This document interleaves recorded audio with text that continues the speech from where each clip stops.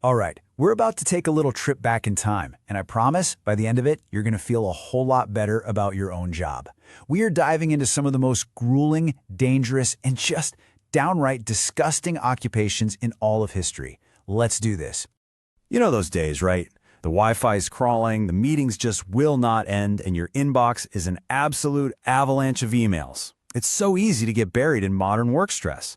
But what if I told you that our absolute worst day is basically a walk in the park compared to a regular Tuesday for most people throughout history?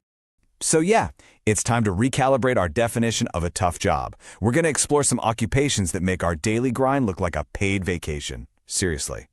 I mean, the contrast is just wow. On one hand, you've got our totally manageable modern frustrations. And on the other, you have the historical reality, daily threats of disease, actual physical harm, and get this, even spiritual damnation. That's the world we're about to step into. Okay, our first stop on this tour takes us from the fancy halls of power all the way to the filthy streets of Rome and the bogs of the 19th century. And we're going to start with a job that was, believe it or not, prestigious. That's right. In Tudor England, back in the 16th century, one of the most sought-after jobs in the entire kingdom was the groom of the stool. And yes, it is exactly what it sounds like. This person was the king's personal bathroom attendant. But here's the crazy twist. While the task itself was, well, incredibly undignified, the reward was unbelievable. The groom of the stool had this totally private, unparalleled access to the monarch. He became the king's closest friend, his confidant, and one of the most powerful people in the entire court. So, you gotta ask yourself, would you trade your dignity for that kind of power? Okay, now let's jump over to ancient Rome for a job with, zero prestige. Meet the fuller. See, long before laundry detergent, the Romans figured out that the ammonia in aged human urine was a pretty powerful cleaning agent. And the fuller's job? Well, it was to harness that power with their feet. And this process was every bit as stomach-churning as it sounds. They'd collect urine from public pots, let it sit and ferment to get extra potent, and then they'd spend their entire day, waist-deep, stomping on dirty togas in this foul-smelling liquid. And this wasn't just unpleasant for the worker, it was a public health hazard. In fact, the smell was so bad, so overpowering, that the fulling factories were legally required to be on the outskirts of town, far, far away from where normal people lived. All right, now for a job that required a really personal and painful sacrifice.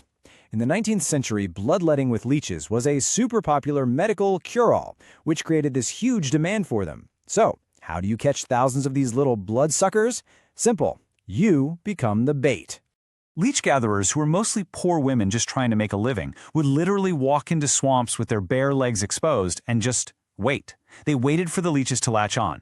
They had to put up with not just the bites, but also major blood loss and a constant risk of getting a nasty infection from the dirty water. It was just a truly miserable way to earn a few coins. Okay, so if you thought those were bad, we're now moving into the shadows of society. Our next group of jobs weren't just dangerous and disgusting. They often put the workers on the wrong side of the law, society, and maybe even their own conscience. See, in the 1800s, medical science was taking off, but there was a huge problem: a severe shortage of cadavers for anatomy students to study. This created a black market, and it was supplied by the resurrectionists, or as most people called them, body snatchers. And let me tell you, this was not a job for the faint of heart. They worked in the dead of night, digging up fresh graves to steal the bodies. And if they got caught, they faced jail time, or worse, the fury of angry mobs and heartbroken families. It was a seriously grim business, all fueled by scientific demand. Over in Victorian London, you had a city of incredible wealth, right next to the most desperate poverty. And at the very bottom were the scavengers. You had mudlarks, often just little kids, sifting through the foul, muddy banks of the River Thames, looking for anything they could sell. And then there were the toshers, who were even more hardcore. These were adults who navigated the city's dangerous, rat-infested sewers, risking cave-ins and poison gas just to find scrap metal.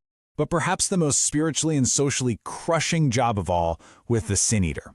In parts of Britain, people believed that if you died with sins you hadn't confessed, your soul was trapped. So they hired a sin eater to perform a ritual, to basically eat those sins and take them on themselves. But here's the thing. This wasn't just a job. It was a life sentence of complete isolation. By doing their duty, they became an outcast.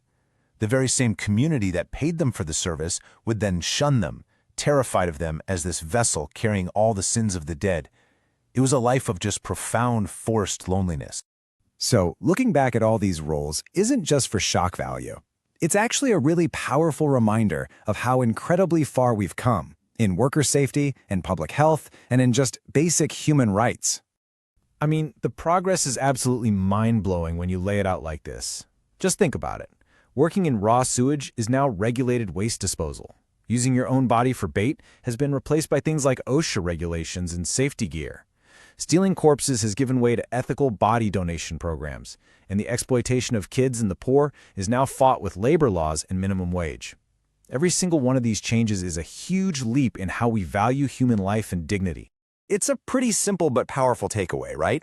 All these advancements we just take for granted have completely transformed what it means to work. Progress, it turns out, really does smell a whole lot better than the past. So the next time you're feeling bogged down by a long day, just take a second. At least you aren't digging up a grave or taking a bath in urine. Suddenly that overflowing inbox doesn't seem quite so bad, does it?